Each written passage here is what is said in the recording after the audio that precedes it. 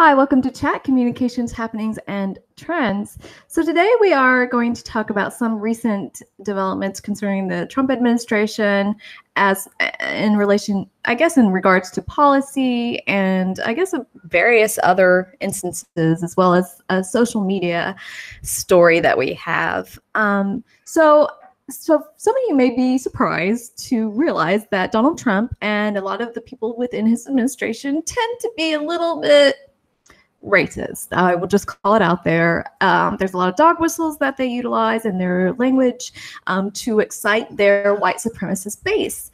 And so a lot of their policies that they have recently tried to implement or are implemented have been designed to, I guess, give an upper hand or an advantage to their white supremacist base. And a lot of that is designed to, I guess, diminish the power that minorities are having in the United States. I mean, we did just, I don't know, a couple of years ago have a Black president, and I'm sure, if they had their way, they would absolutely ensure that would never happen again. So if you don't know, Donald Trump has a well-proven track record when it comes to very poor race relations. For instance, he was sued in New York because his father and him were both discriminating against Black and brown people from actually renting apartments outside of his, I guess, tower. So we're going to start with the story about this recent development concerning college admissions and also, I guess, primary and secondary school admissions. So the Trump administration, and with the head of Betsy DeVos, horrible woman, by the way, have recently reversed an Obama-era policy that gave guidance and guidelines to colleges to utilize when they were selecting applicants or to utilize as affirmative action policies. This reversal, they ended up going back to the to the Bush administration guidelines and policies regarding affirmative action, which technically there wasn't any. The old Bush era, I guess, guidance and guidelines were designed and specifically designed to take race out of the equation. In fact, it was to assure that race was not actually considered as far as if an applicant was concerned to, I guess, get their numbers if they needed to follow any type of affirmative action guidelines or policies. This spuns out of various cases throughout the nation where there is, I guess, instances of white people claiming that colleges did not admit them and in turn admitted other brown people or brown people just generally, even though that those brown people that they admitted were within the top 10% of their class and or within the top 10% of applicants, period, as far as qualifications are concerned. There's a notorious case of a white woman having done that. She lost because she just did not have the same type of credentials or anything closely resembling to any of what the Black students that she had claimed basically stole her spot. Well, newsflash, you're not actually guaranteed any spot. You actually have to earn your way into a lot of colleges. There's also a well-known case that I think is currently being hashed out where Asians are attacking Harvard University or I guess attributing or blaming Harvard for not admitting them and in turn admitting other students. Now, this could include white students as well. And I don't know if that's true or not. I don't know what their statistics are on the matter, but that's currently being hashed out in the courts as we speak. So I think that at least is that case set up, and some are projecting that should end up going to the Supreme Court at some point. Now, if you look at affirmative action policies and who these policies tend to support or favor, it tends to be white women. And so when these things are reversed, you'll see a drop in white applicants, or I guess a drop in white students membership into these nice or Ivy League schools, even into non-Ivy League schools, because other students take their places because affirmative action no longer applies. This was a good thing that happened, or a good experiment as far as the removal of all affirmative action happened in California. And what you saw is that there was a huge influx of applicants of a different race and a drop in white applicants, or not even white applicants, but a drop in white, I guess, acceptance rates to these universities, because they just did not have the same type of credentials as their minority counterparts did. And I would imagine that that would be the case in a lot of other universities. And so again, it may be, you might be cutting your nose off in spite of your face at this point. Janet or Lauren, let's get your take on the situation. Okay. So I just, my whole thing with this is, first of all, the affirmative action thing is something that a lot of like Trump people have gone after and stuff like that. Even before this, just people that are on the right, like it's always been, something that they pinpointed. And to your case, it's yeah, I think, I read the same that it did the same. It actually, when they lowered the affirmative action stuff, there was actually less acceptable applicants that were white too. So, I mean, in a way, was it helping them because they were looking at race and saying, okay, this is how much percentage of whites we should have. This is so I mean, only time will tell. And they're still gonna, I have a feeling they're still gonna bitch about it and believe that it's, that it has something to do with affirmative action, especially when you're talking about schools that are supposed to be more liberal, like Harvard and stuff like that. So, I mean, it'll be, not that it'll be interesting, but I mean, it definitely, all these things have a little flavor of racism to them. And, so when people are hearing, like, they're making a big story about this backtracking, but, it also, a lot of these policies have been a little bit backtracking too. That what Obama really put out was more of a guideline of how colleges should run it, not saying this is what you have to do. So this is just kind of backtracking on that. So, but you get that flavor of racism from them with everything they do. And I mean, maybe it's the liberal media that's putting it out as it being, tainted that way, but it just seems like every single thing that the Trump administration does is to detract from Blacks and brown people. Well, one good argument to be made is how you can tell that this is probably a racist plan, or like I guess an attack on, or an attempt to attack minorities in the United States, is that you can see who the beneficiaries are of affirmative action, which do again benefit white women more than the other races. But they have it in their heads that it benefits someone else. They've been told, probably by Fox News and by other news agencies, that it benefits the Black and brown people. And so why should they get your spot that you were supposed to have, white guy? Why? Well, again, it benefited white folks more. Maybe that's a recent development, and so they have to have like 10 years of like maybe it benefiting minorities, because that was kind of the intention, was to get minority participation into these universities, right? So that they would apply and not necessarily be immediately thrown out of the application pool. But now that we have a lot of standardized testing, I mean, sometimes you can't even get into a school without meeting a certain standard on the standardized test, without having a certain score on that standardized test. And that type of test score that you have to meet isn't published by a lot of these universities either. And so again, if you don't score well in these measures, or you have like a shitty grade, like grade point average, like this particular woman that I'm thinking of from Texas that was crying that she didn't get into like University of Fort Worth, and that brown and black people stole her spot when she had really shitty grades and really shitty SAT scores. Like, I mean, that's just so such telling about the culture in which she at least was raised, right? That she was white, so therefore she didn't have to earn anything.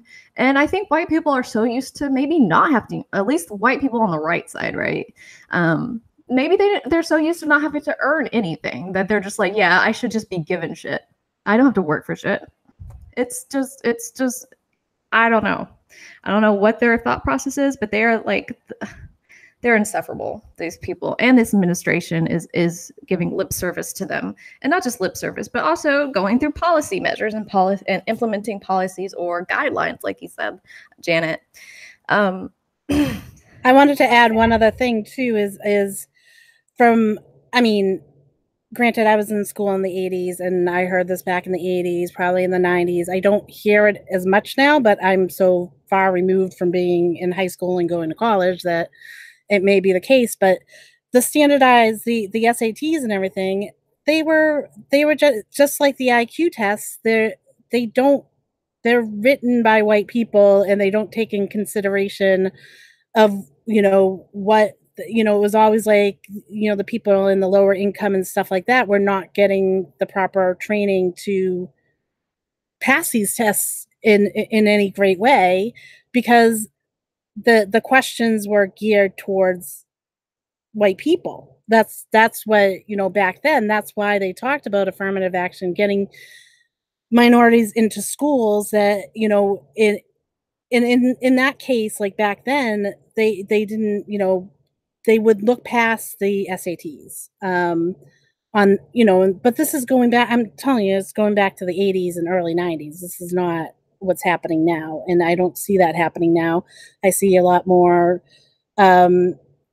it's just the students, they're just doing better. I mean, if they're doing better and they are getting better scores, then they're getting into the colleges, and we can't expect to have privilege thrown at us just because we're white. I mean, we already do. So we're not going to get any more. Remarkable that somebody would even have it in their head that if they didn't get accepted to a university, it was therefore a minority that took their spot. Like that just already just shows you how arrogant these people are and how entitled these people are.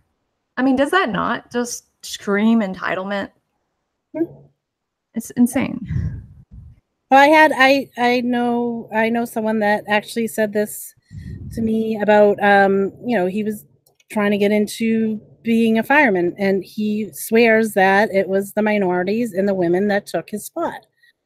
And I was like, I highly doubt that. I think he probably did better on the testing than you, because you're not that smart. So Brad Bloom, mentioned that there's approximately 7 different learning styles of learning, and our educational system only addresses or rewards one way. There are, unfortunately, that's one of those myths in psychology that keeps on kind of perpetuating. So people are people. We have our senses in order to perceive our environments around us. To be perfectly honest, I keep hitting myself in the face with this stupid microphone.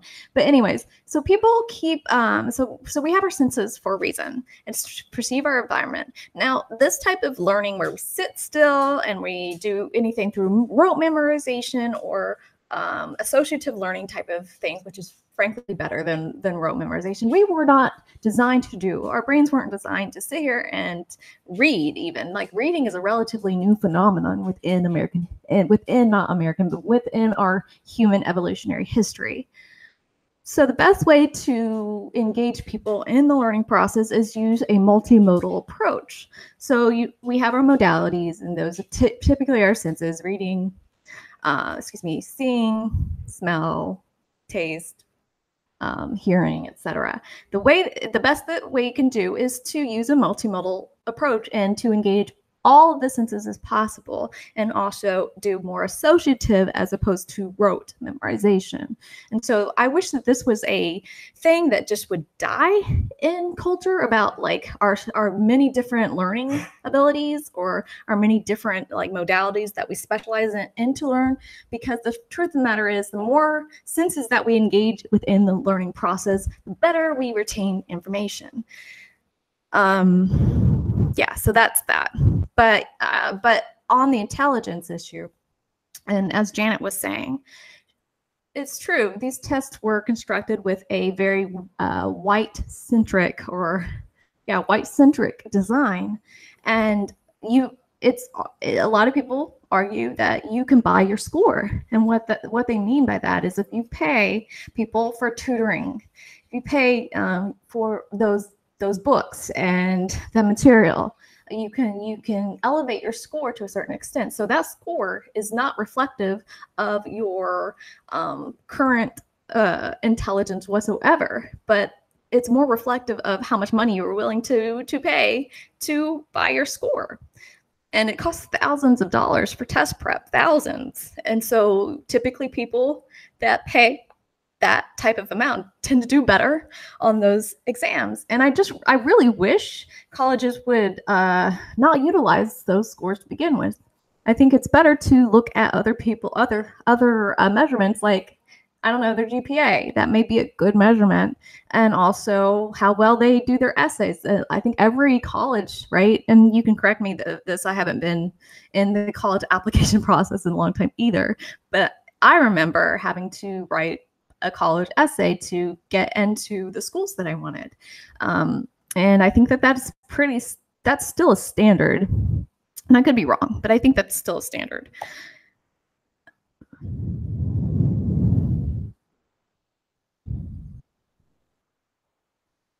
Yeah, I mean, I don't know anything about that beyond the lecture note-taking process. I just know that that does engage more than one sense.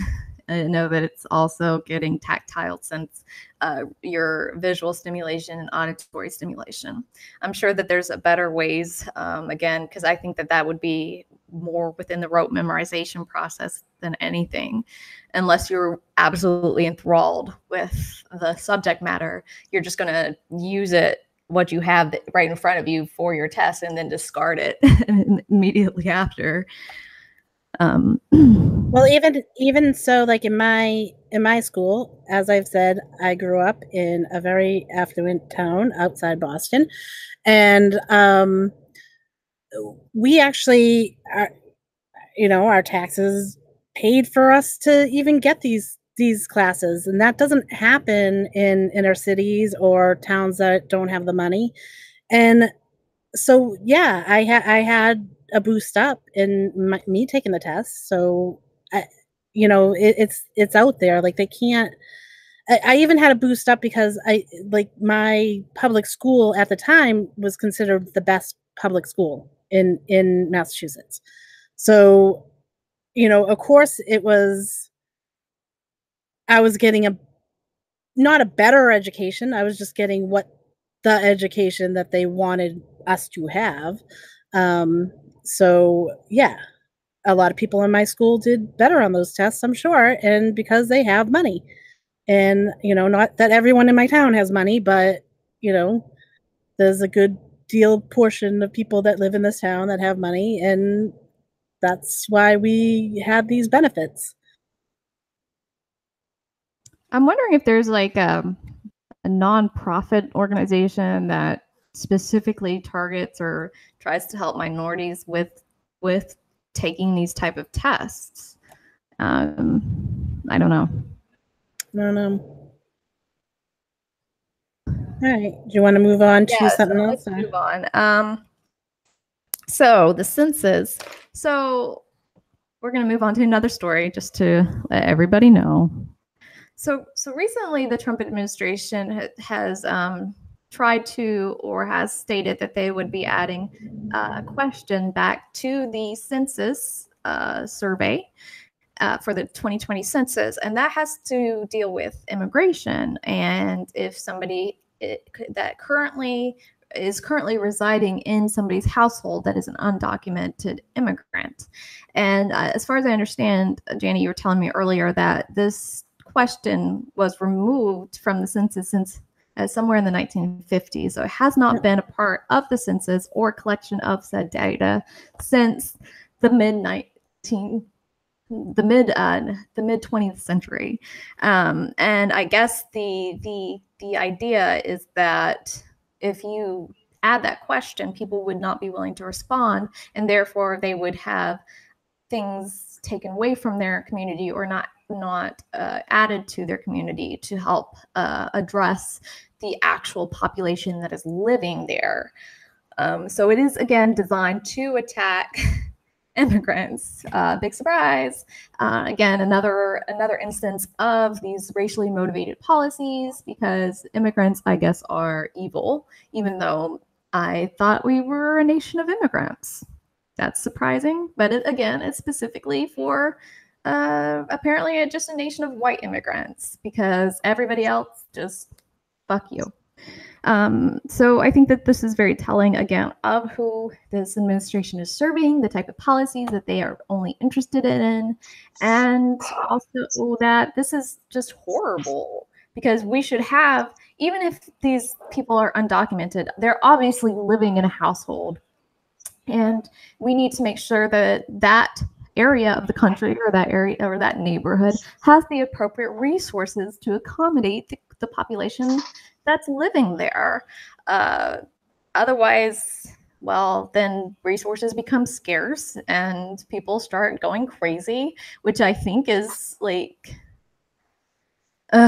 this is so frustrating. I have to admit that there's just something new old with this with this current administration. It really is just shitting on our Constitution, especially with the recent Supreme Court decisions, the fact that we will have another Roe v. Wade fight, because again, that, just to back up, if you remove Roe v. Wade, which was saying that women have a right to a safe and legal abortion without fear of penalization, if you remove something like that, then you will not reduce abortions, but increase the number of unsafe abortions that women have, which would mean that women are more likely to fucking die or be injured. Currently, I think there's a few countries that have illegal abortions, and they also have about 5-6 million women that have become permanently disabled because of them attempting to have these unsafe illegal abortions. Anyways, that's a little off track, but yeah, so you can see who this administration is serving. And might I add that you're literally talking about a fringe minority of the country. Okay, a fringe minority of people are Trump supporters. They represent something of like 25 to 35% of the country. And so these are the people that, again, are getting to dictate how we operate as a nation. They're the ones that are coming to this determination that minorities are the problem and are evil, and they should all be locked up, even if they're asylum seekers and are trying to run and escape violent situations, because immigrants are bad. Not all immigrants, just the brown ones, the ones from our southern border. Yet you're going to tell me that you hail somebody like Ronald Reagan as like the best Republican president ever. Well, Ronald Reagan said we should have a pathway to citizenship. Literally, he said this. We have to improve our relationships with Mexico. Literally, he said this. He said, I don't understand. He talked and said, I am not in support of a border wall. I am not going to do that, because if anything, I want to make sure that that these people can have work documentation. If nothing else, I want to make sure, because we need to improve our relationship with the nations at our southern border.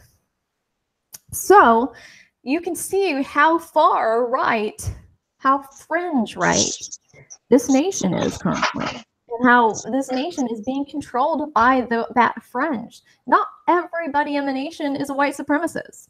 there's a small minority that are, but they're the ones getting to dictate policy. Like, how fucked up is that? Is that not like insane to you? I want to say one thing is I would say that Trump is a lot less than 25%. I'd say 20 or under, because if you take what is there, 320 million people living, right, in the United States, and only 60 million voted for him. So, and some of those weren't even Trump supporters. So, I mean, you're talking even less. I'd say the number is like 15 to 20% of people that really even support him. I know what's his favorability, like 30 something. So, I mean, if going off of that, maybe, you're saying like you can say like 30%, but it's much smaller. I don't think that every Republican is against abortion, or every Republican is, this hard on immigration and stuff like that. Like you said, it's a fringe. But on it's like every little thing that seems to come out of there just has this racist twing to it, and it just drives me crazy watching this, because they talk about, the Make America Great Again whenever it was great, which they beckon back into the 50s, and maybe that's what it is. Maybe that's why they want to take the census back to the 50s, But I mean, this whole thing is gonna, they already know it's gonna mess up the answers. We're not gonna get, the census is gonna be useless, and that's even what the census people are saying. They're like, this late in the game to throw in a question like this, we haven't like discussed this, we haven't put it out to the public. It's gonna just destroy the data. It's not, the data is gonna be no good. I just want to say, this question is going to discourage everyone from answering. It's going to discourage white people. It's going to discourage anyone of color, not just immigrants. This is going to make a lot of people feel very uncomfortable answering it, whether they're immigrant or not, because people are paranoid about the government. And, we need to know who's in the country to properly, relocate money for resources. And also with census questions like this, they do years of testing to see how this question goes and see how it affects results. They do 5-10 years of testing before they put a new question on the thing. So this is really just insane. The whole thing's just pointless. It's just gonna fuck everything up and make a disaster, I think it's another move towards making sure that governmental entities are not trusted, right? Because again, it will make the census useless. And so people are like, well, that bureau, throw that out. We don't need that anymore. And so the Republican has to have this plan, right? They go, government is so inefficient and doesn't work. We just need to get rid of it. And so what do? They make sure it doesn't work. So they defund it. They do shit like this to continue to basically reduce the credibility of any governmental agency, because then they're like, well, just look how ineffective it was when we basically defunded it, and also when we basically put useless questions on it that just fucked up everything. Yeah.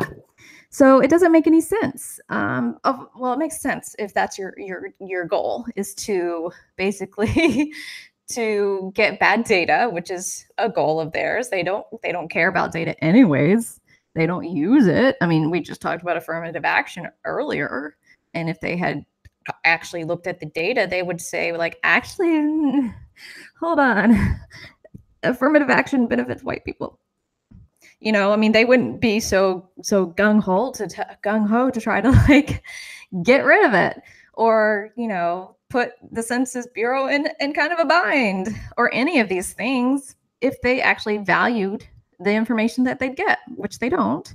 And then they want to reduce the credibility of these agencies, thereby reducing the funding of the agencies and basically obliterating the agencies.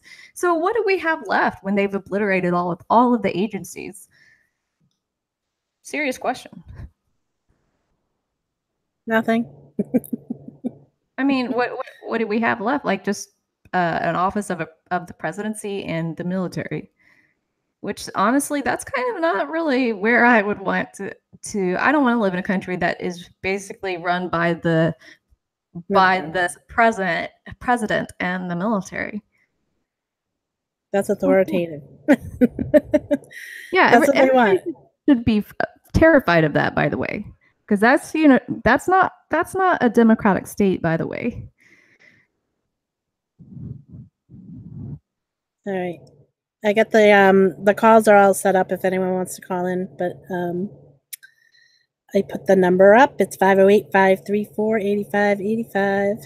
Yeah, if you want to talk to us, I would petition that you call in before we petition. I don't know. Hey, it's a good word.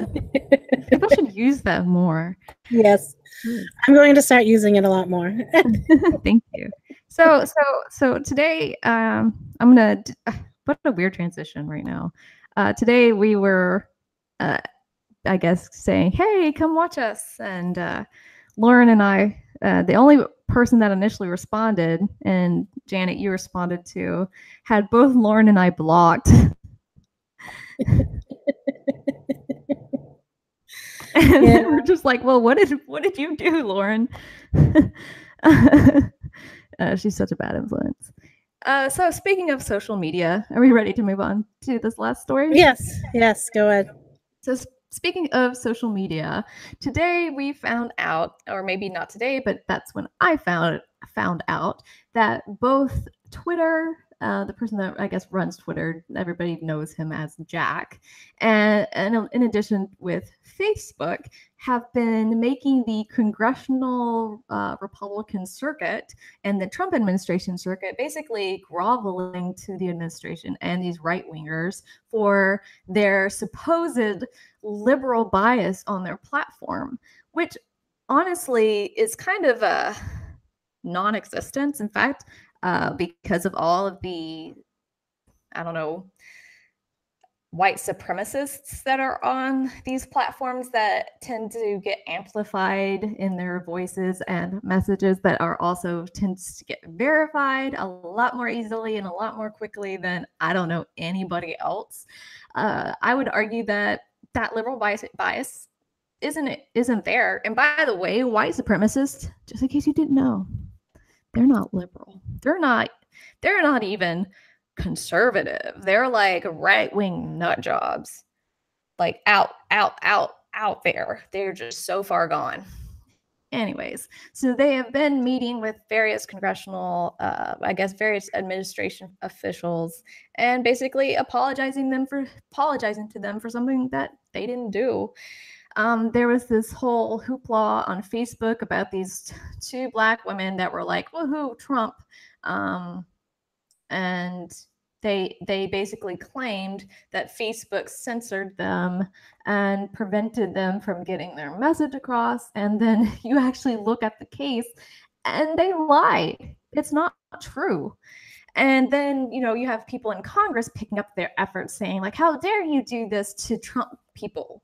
And center their voices. And it, again, was a lie, people. It was not true. And instead of Facebook going or Twitter saying, you know what, we amplify y'all's voices over everybody. In fact, we ban people or get them, on a certain, 24-hour ban or whatever for even fighting against racist. So instead of doing anything like that, they're just like, oh, we're so sorry. Forgive us. I don't know. What was their motivation behind this? What do you think? Money. And the government doesn't give them money directly, right? They get their funding through advertising. Yeah. So whoever's paying for the advertising, I'm sure. That would be my first guess. or the fact that Jack is maybe a little bit of a Nazi. Well, I think that they're going in there to confirm, as a confirmation bias technique. We'll go ahead and confirm something that we know to be demonstrably untrue, because we ourselves are a part of this right wing. Like you said, he's probably a fucking Nazi himself. And thereby looking or giving the appearance that this took place to, again, shift the conversation further and further to the right. This is just so destructive, y'all. Y'all have no idea. Everybody understands how bad this is. It's bad. Because when you get further and further to the right, anything like even left or left of center looks extreme. Like, I guarantee you, if I went to, I'm probably like the most leftist, other than Janet and Lauren, that you would ever meet in the United States. If I go abroad, I'm like dab in the center. Yeah. They would probably think like I'm too mild. I'm not extreme. But here and wanting people to, not die because I want everybody to have the health care. That's an extreme view, which isn't really an extreme view. We just aren't told that it isn't. Because again, I keep fucking doing this. 60% of the country, and will continue to quote these statistics because they are true, believe that we should move to a single-payer universal healthcare system that includes a plurality of Republicans. That's just how it is. And so you're going to say that something like this is extreme, mainstream media, because they're the ones saying that, not us. It's them. So they're going to say that, thereby shifting, again, the conversation further to the right. Again, I guess, I don't know how they feel about the ACA. I'm assuming they were like, yeah, maybe we should have pre-existing healthcare protections. But, everybody else, dog eat dog world, fend for yourself. If you can't pay, you die. That's the current system we have. And that is a morally bankrupt system. Not to mention that it could physically bankrupt people too, and it does. But this conversation we can't have because it's so quote unquote extreme when it's not. It's 60% of the country, which isn't even in the middle. It's to the right of center. Just if you break down all of the fucking issues, it's to the right or right. Excuse me. It's to the left of center, not to the right. Not even close. It's to the left or left. The people that just want something as minute as universal background checks, that's 90% of the country.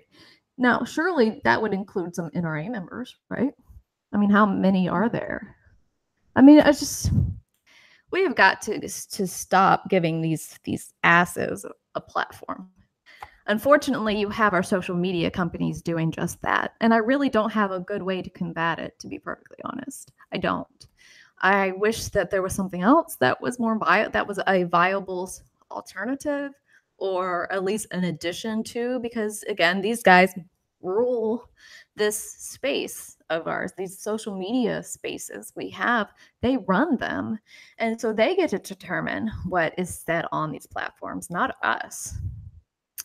And it's very bad. It's very sad. And I really do wish that there was some alternative, and I wouldn't necessarily, I'm a vindictive kind of person, to the point where I'd be like, if I had my own social media thing, I would make sure that I was really hard on right-wingers or something like that, just to get back at them. But, I don't know, is it the whole, if they go low, we should go lower, or if they go low, we should go high type of thing? I don't know. What are you going to say, Janet? I don't know what I was going to say, but now I'm just reading what Jake Smith wrote about this is getting into free speech. The thing about free speech, your First Amendment right is given to you by the state. If Twitter is a private company, so it doesn't really hit your First Amendment rights. It's not really against the free speech. So yeah, I know they use that. They use that a lot. They use the MAGAs use it to say, oh, you trying to shut us down from speaking at a school is against our free speech. No, the protesters trying to shut you down that's part of their free speech. They can go and make you shut up. Like that's totally fine. That is not against your amendments. That's not against your rights. Well, what they also miss too is that they don't have to shut up. They just feel the pressure to, which is why it works. They're like these people on the right are so fucking weak that something like a protest and to where they go like, well, you're just trying to shut me up or you made me shut up. Nobody made you do anything. You elected to do that because you got and rightfully so, pushback from the community or from a group of people. But you can continue. You're more than welcome to continue, but you're a bitch. So you decided and elected not to continue, and that's on you. Yep. No, I mean, and you know, you get like I get the people this weekend was just crazy MAGAs coming at me for some reason, and you know that they're all saying like, oh, like show me how Trump is racist. I'm like, are you serious? Are you serious right now?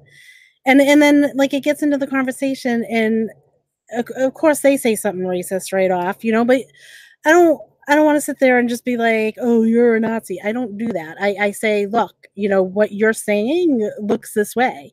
And they never get it. They don't get that. Like one of the things I was saying, like, oh, Trump equates everyone coming over the border as being Mexican.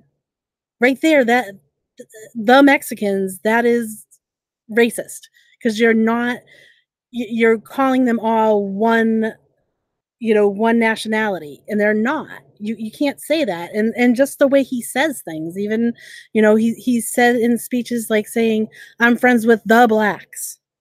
Like, you know what I mean? Like, yeah, there's racism there. It might be subtle, and he might think that he's hiding his racism, but he is a racist person, and it's giving all these other people leeway to be racist, you know? I just don't understand how people don't see it. Well, this is kind of weird too, because you were saying that you had all these like MAGA people. Well, I had a bunch of racists this past weekend come into my threads, and I don't know where they came from. I don't know why they were there, but they showed up. And, you know, they were like quoting like statistics because they're dumb about stuff, and specifically about crime because that tends to be their go-to. And the statistics were fake, or they were saying they were trying to argue something that the statistics did not tell. So they'd have a page of just random looking data points, and then they're like, and because of all these random looking data points, we therefore conclude. I'm like, whoa, hold up. That was not in these random looking data points. But anyway, so you experienced the MAGAs. I don't understand if this is racist shit. I have to deal with full-blown racist shit. I mean, this is a crazy world, guys, that like somebody would go into like a person of color thread and try to argue against them. Ridiculous. It's just crazy. Like, but that just goes to you about maybe, you know, this fact that, yeah, social media, you don't have those barriers that are placed upon you in society. But might I add, hate crimes have increased since Donald Trump has gotten into office. Mm-hmm. Again, we see these policies or these guidelines or these initiatives or these executive orders that are designed to attack a certain group of people, or I guess court rulings too, that are designed to attack a certain group of people, like the immigration ban, specifically was called a Muslim ban, which I'm sorry, but we have a rogue Supreme Court at this point that it's their job to interpret the Constitution. And yeah, I understand that the president in regards to national security has a very broad, can do a lot of things, but it's specifically against our Constitution to attack somebody based off their religion and their country of origin, and this immigration ban does both of those things. I think there's an amendment somewhere. I know there's an amendment that does literally say that. Well, there's definitely two things that bring these people out, and the first one was the immigration. So they've been kind of slowly trickling out because of that. But the big thing that brought them out this weekend was Ocasio's win. Definitely the word socialism is uttered, and they are besides themselves about it. Like it's the most ridiculous thing. And the stuff they say, like the stuff they try to equate to socialism, and they don't get that socialism and communism is different. And they don't get that liberals are different from the center is different from the left. They don't, like, there's no understanding of any of this stuff. And it like drives me crazy because, like, if they can't have that basic understanding of who believes in what and what these things entail, I can't even like talk to them. It's like I'm left and right being like, I have to mute you. You're ridiculous. This is ridiculous. Like it just doesn't make any sense. I mean, I'm wondering if it's even worth. So I'm assuming, and somebody in the chat, or if you do call, again, the number is 508-534-8585. Please call. We like hearing from you guys. But anyways, if you you can correct me on this, but I'm assuming that this kind of inability to distinguish the left from the liberal left, from the liberal capitalist left, from the socialist left, from the communist left, from the anarchist left. I'm assuming that came about during the McCarthyism age. I'm assuming that also people beforehand had a pretty good grasp of who the left was, and that, if they were liberal left, they were probably pro-capitalist, but then also pro-civil rights or something along those lines. And so please correct me if I'm wrong. But yeah, if you can't even distinguish these different ideologies, I mean, I can distinguish that there's conservatives and then there's right-wing nut jobs conservatives that probably conservatives don't even think that should be even a part of their identity and their ideology, but that gets lumped in with them. But again, these right-wing nutwings are running the country. I would argue that the conservatives are the quote-unquote liberal left, like the Obamas and the Clintons and things like that. I just don't think that party is sustainable. Anyways, my whole point is that is it a breakdown of really educating people about these systems beyond capitalism? Because I don't remember, even in grade school, for instance, like K through 12, ever talking about socialism or capitalism, and distinguishing that, or even talking about communism outside of something that would be considerably a bastardization of communism, like China, or anything that would be a bastardization of socialism that we associate with socialism, but isn't really socialist, like the Soviet Union, Russia. So I think that this is a fundamental thing that we should teach people in school, is to understand the differences between these, at least these primary things that are within the group consciousness, which would be these three ideologies: capitalism, socialism, communism, right? Because we talk about it a lot, but I noticed that a lot of people don't know what the fuck they're talking about. So I think that this might be something that we need to go back and teach people. Or was this stuff taught to you, Janet? No, not at all. I have Aaron on the phone, if you want to talk to Aaron. Hi, Aaron. Hey there. I wanted to pitch in a little bit about the issues with the racism and how they kind of tie into our capitalist system overall. So one of the things that I've noticed in the dialogue and just growing up, actually, in a lot of conversations I had as a kid, is since capitalism is kind of this meritocracy where you have to kind of earn your keep, that goes against a lot of the social programs that we have. And so the racism that it gets brought into this is that well, there are these people who aren't earning their keep, and therefore they're not as good as everybody else. And that kind of turns into more racism, and it becomes self-feeding because people tell themselves the people who are using those systems the most must be less than everyone else, and then they only see the people that they see as less.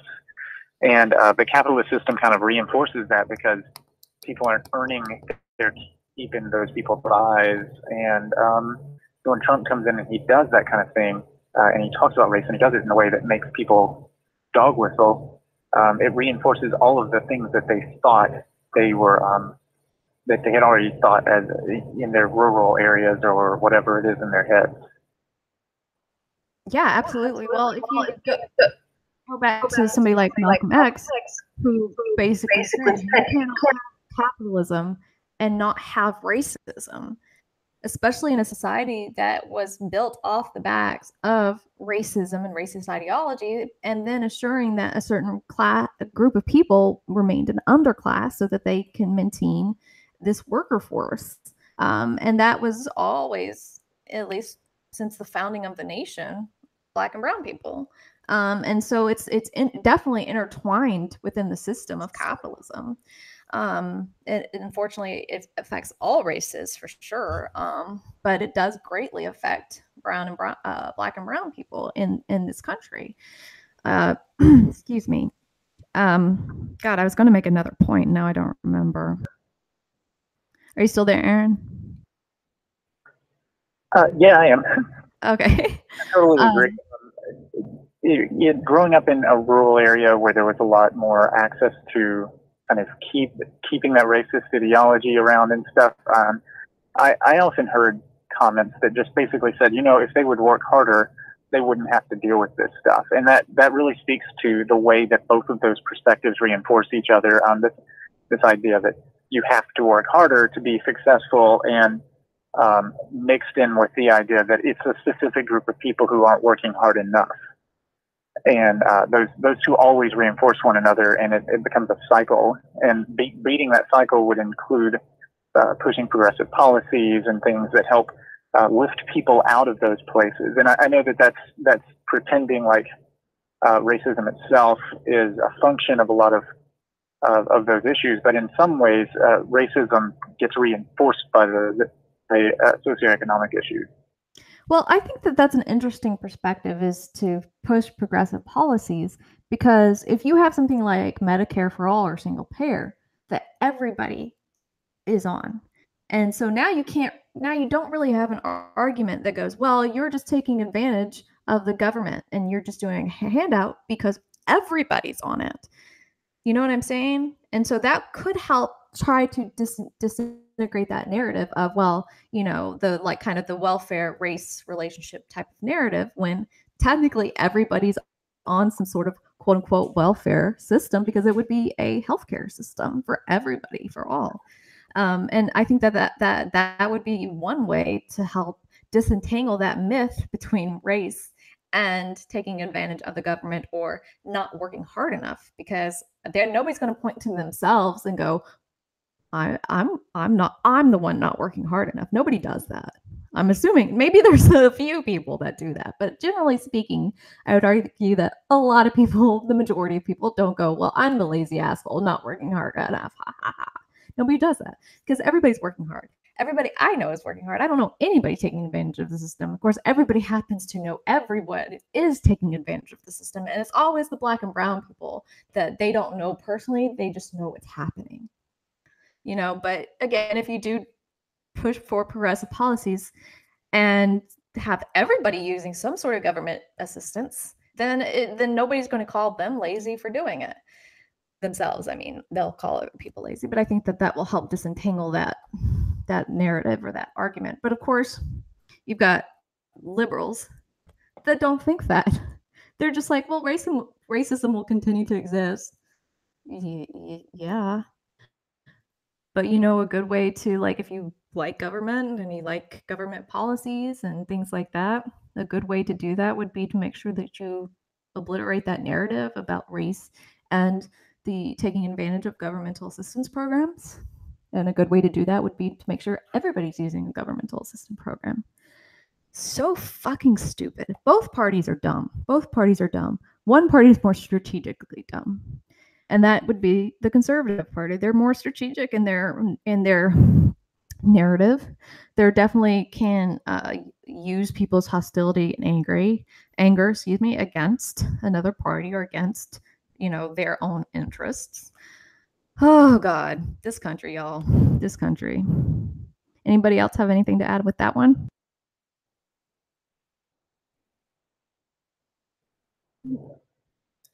I got another call coming in. Hold on. As you do that, I'm going to read somebody's comment here.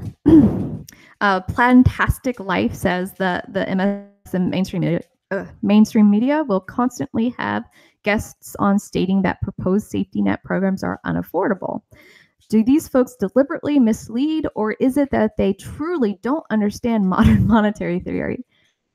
Yeah, both. I would argue that those guests do not understand modern monetary theory. Absolutely. But then they also mislead. They don't tell you about the large defense budget. So even when they don't understand modern monetary theory, they don't call into the fact that, well, the $80 billion increase that was just added to defense spending could have paid for college for everybody in the nation.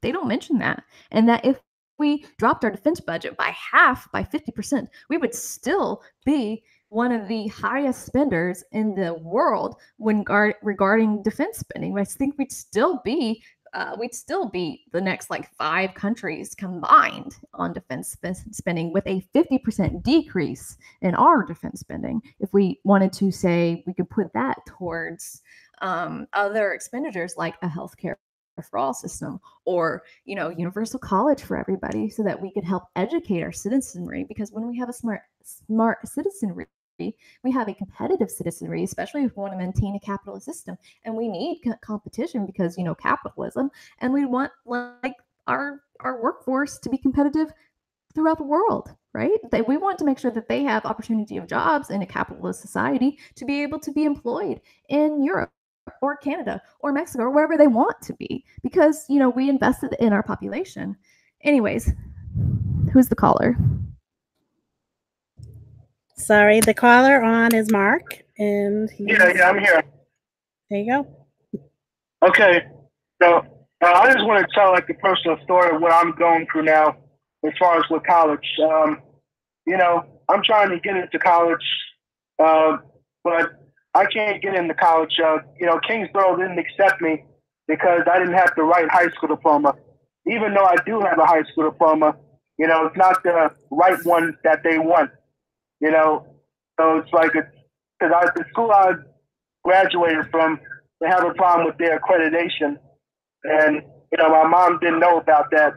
So they won't let me in. And then I went to another college, and they said, oh, the reason that, CUNY Kingsborough won't let me, into their college is because I have a local high school diploma. Apparently I didn't know about, I had to have some type of, different high school diploma. Like they said, oh, you have to have a Regents high school diploma. You have a local high school diploma. So you can't get into college with that. Even though I graduated from high school and I got a high school diploma, I can't get in because it's not a Regents. It's not a Regents diploma. It's like a local diploma, a different kind of diploma. It's just like a part of the system, the rigged system that for people that are trying to get to college. I struggle with the work. I struggle with the Regents. Like when I was in high school, the high school I was in before I went to this other school I had problems with the accreditation was, they said, oh, they force you to take the Regents, and Mark, was it this high school? Was it a what type of school was it? Hey, Mark. Yeah. So, Mark, hold on 1 second. I was asking you something. Mark, what type of so I'm confused. What's the difference between the school you graduated from? Was it a charter school, a private school? What was it? Was it a public school? All right. So repeat that again. I was asking kind of what was different about the school. Was it a public school? Was it a private school? Was it a charter school? Why was it not an accredited school?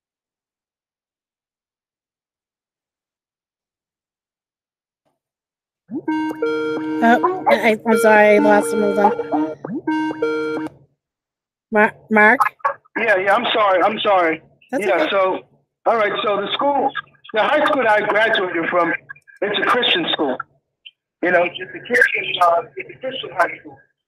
So, their accreditation was messed up, and, their high school diploma is, they have an accreditation issue with the high school diploma. Now, my mom didn't know this. She put me to the school after I, left the school, the high school I used to go to. I used to go to Bishop Ford. I left there after I had a breakdown, after I had to take the Regents. So now, my mom put me to Bible Speaks, and they have a problem with their accreditation, because it's not, the diploma I have is a local diploma. I didn't know I had to have like a Regents high school diploma in order to get to college. My mom didn't know about that stuff. So even though I graduated, with this high school diploma, it's like a piece of paper because, CUNY Kingsborough won't accept it. And another college I looked at, they said, oh, you have to take the GED, while, in our class or while in our college, so you can graduate with that because you have a local diploma, But CUNY Kingsborough wouldn't accept me at all, because, I don't have the right kind of diploma. I didn't know that, I have a high school diploma, they should accept me based off of that. I didn't know I have to have some type of, special diploma. So this is what I'm going through now. I've been, this is what I've been dealing with my whole summer, trying to get into college. I want to, major in political science because I've been so, politically involved. I love being politically involved. I want to get involved in politics. So I wanted to, go back to Kingsborough to, pretty much get into political science to, major into that. And they won't let me in because I don't have the right high school diploma. I have to have a certain type of high school diploma, a Regents diploma. I have don't have the right diploma. But you see what I mean? This is what I've been going through. So it's really personal for me. Yeah. So I've been going through this the whole summer.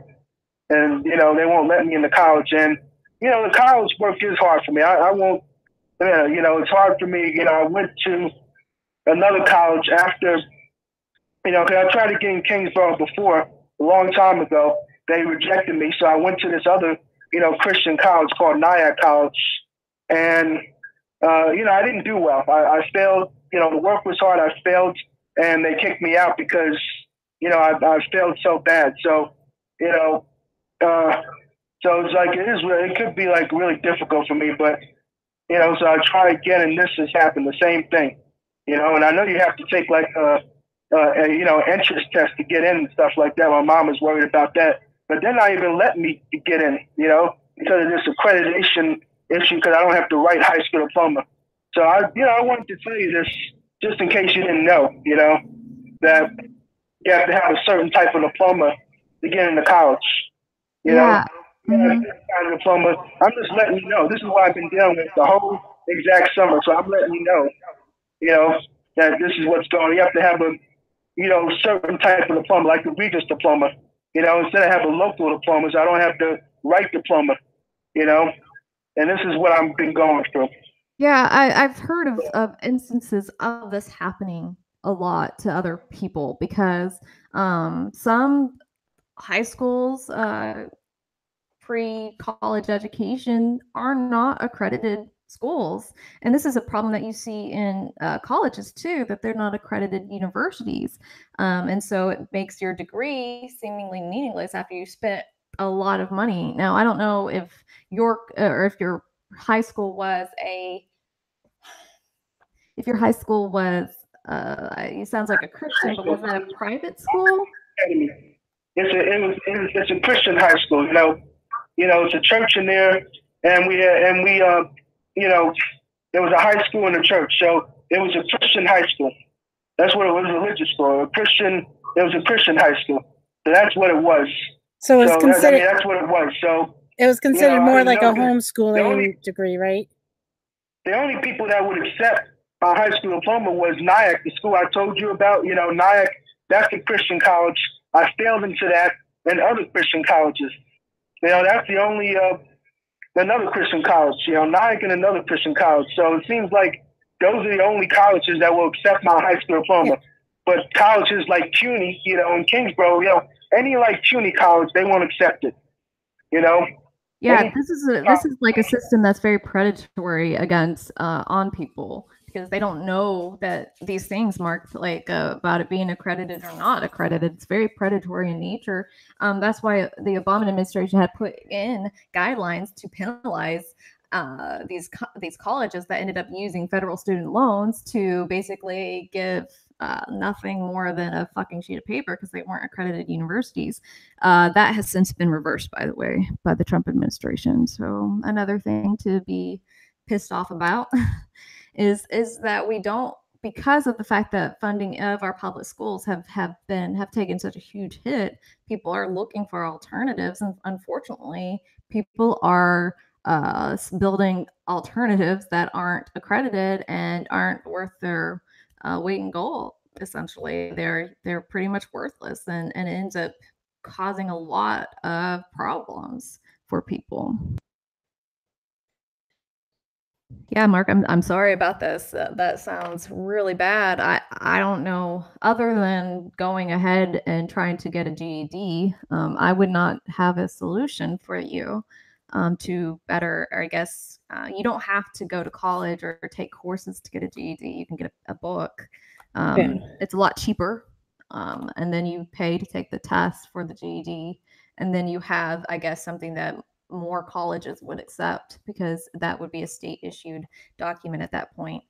And so I would actually encourage you to, before you look into taking the GED classes within that school, because that would cost a lot more than just getting a book and studying on your own. But if you feel like you need the coursework and instruction, then that may be a good choice for you to do. But yeah, outside of getting just a GED, unfortunately, because you, again, did take the coursework to earn that your diploma, and that's I'm very sorry. I had a friend who was did most of his school and then homeschooled. Got his degree. I don't know how they do it in homeschool. I'll be honest, but did pass what he had to pass, but he had to go back. He didn't go right to college. And then when he decided, when he was in his later 20s, they said, you need a GED. So he ended up he went through the courses because it was 10 years later, and he felt like he couldn't have passed the test without doing the courses. He could afford to do it though, because he was working he was working for his father and had construction, so he was making okay money. So, but I mean, yeah, if you can just do the GED, I would just get a GED. I know it's a pain, but it would clear all that up. Mark, is that something that that has been really problematic in your community? Are you still there? I don't have them on the line anymore. Okay, because I would be wondering if they are intentionally targeting specific communities with these kind of these schools, right? So he's saying the community colleges in New York won't accept a GED now because he did go to Nyack. So because he already attended college, they won't accept that doesn't even make sense. So they're accepting the fact that he went to college, that he graduated, went to college, high school, or high school, but that he went to college from high school, but they won't accept what the other college accepted, but also won't let him get a GED. I mean, he could just get the GED and just not mention the college.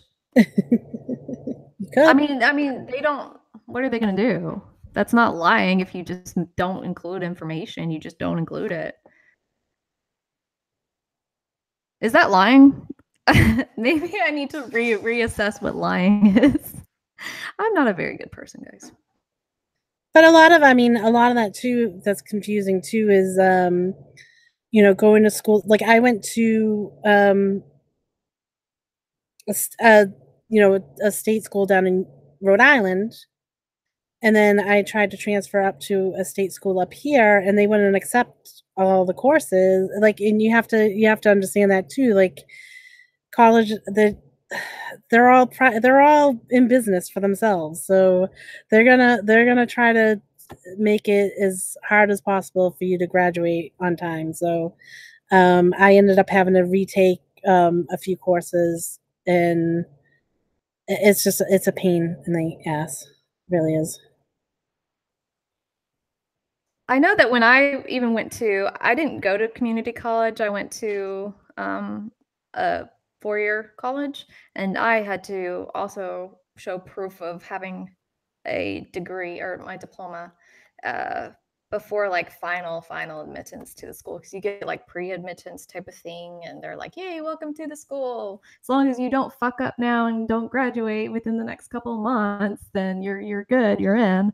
But yeah, I did have to include that document once I had officially graduated. So I believe that you do need to show proof of having graduated or a GED in order to get into schools. But it sounds like, Mark, that you wanted to do like a political track, because somebody's mentioning in the comment section that if it's a non-degree track, but you specifically want to do a degree in political science, so you would need to definitely show proof of something. Yeah, I would just get your GED. My mom got her GED, and she was able to go to like a community college. But of course, she didn't go to a college and then go back or something like that. But again, what they don't know won't hurt them either. That would be my argument. There's a lot of non-accredited Christian schools in my area in rural Alabama. Yeah, I believe that.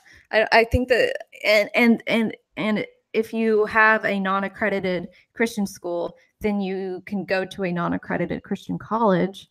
But I don't know how. I would just stay away from those programs, to be perfectly honest. Yeah, but the thing is people don't know this. Like, yeah, they don't. I mean, I might not have known it. Like if I live, and then you think of, this is why those areas you're talking about, Alabama, you're talking about, well, I mean, he's in New York, but I mean, you're talking about where people have lower income and they go to these schools not knowing that now they can't go on to a college. Isn't that strange though? I mean, these are like those schools are propped up as like, oh, look at us being a viable alternative to public schooling and public education, because look how bad public education is. And then you go through the program and then then it's worthless. You can't go to college with the piece of paper that they've given you or that you've earned, right? And so doesn't that frown poorly upon them? I don't know. I think that makes them look bad because they have offered something that they didn't deliver. Excuse me. They offered something that they couldn't deliver, which is like an accredited diploma so that you could take your credentials elsewhere. But and it's obviously it's a deterrent. For me, I wouldn't have known. I honestly didn't know there was such a thing as a non-accredited K through 12 education. This is the first I'm hearing about that. Well, it's funny that Lauren puts that in Alabama. They're Christian schools too. So, like, okay, like so once again, religion is bamboozling you, and like, I don't get it. That would be a good, like, for me, I'd be like, I got screwed over by this Christian organization. Why would I want to associate myself with that religion? Like, this just makes you guys look bad, religion. When you support these type of initiatives or support these programs and basically support fucking over people, which is what they're doing. which is very Christian of you, by the way, might I add. I don't know. I just think that it needs to be, you know, like, I guess I'd have, you know, people would have to know this a little bit more. I mean, I just figured, like, I knew like homeschooling could be tricky, only because I knew someone that, you know, it was tricky for him. So I don't know. And I think the homeschooling, usually don't they go and they take their tests and stuff at like the local schools and stuff? It depends on what homeschooling program you have. When I homeschooled, because we weren't religious, we actually did homeschooling, but used the public school curriculum and the public school testing standards. It was like I was a public school student at home type of thing. Yeah. And I'm not sure if that's something that's widely available, even widely known that you can do, but that's what my family did. And so we only had to take like the standardized tests every 2 years, and honestly, this was like the best schooling I've had, to be perfectly honest. But at the end of the day, it was because it was public school curriculum. I was still a public school student, and so I was perfectly capable of getting a public school diploma, which would have been accredited because I used the same curriculum and I stayed on their lesson plans and things like that. But again, the religious-based ones are very iffy. Some are not accredited and some are. It just depends on the institution, and I guess you'd have to do your homework. Yeah. Do you want to wrap it up? Because it's getting I'm having that such a time. good time talking to everybody. All right. But we have Thursday. We do have Thursday. We have Thursday. And if you guys let us know what you thought of the chat last Thursday, because we want to do more of those, and we want to include more people, and there are people that are looking to get on, and we do. So, oh, I thought Lauren was just telling me to shut up. But you know the chat, and I was but like, the chat is a little behind, so she's not really telling me to shut up. I know this. All right. It looks like Jake Smith's going to call in on Thursday, so we will expect a call. We will have the lines open on Thursday again, and we do appreciate everybody who did call into the program because we love speaking with you and talking to you. Mark, you taught me something I didn't even know was a thing in America. I have got to do something with this microphone. I really do. I keep hitting my face with it. I actually did not know that. Again, I had no idea that was a thing. So thank you for letting us know. James, I think that's sarcastic, right? Now I know who Draft Chelsea is. Yes. All right. So I guess we're gonna wrap up. Do you want to say your goodbyes? Yeah, so which I should have done midway through these things, but please consider donating to our Patreon page. We don't have like little spiffs yet because frankly, we don't have enough donors. The more donors we get, the more we can establish little spiffs and bonuses for you guys, because honestly, we just can't afford giving out goodies right now without having funding to do so.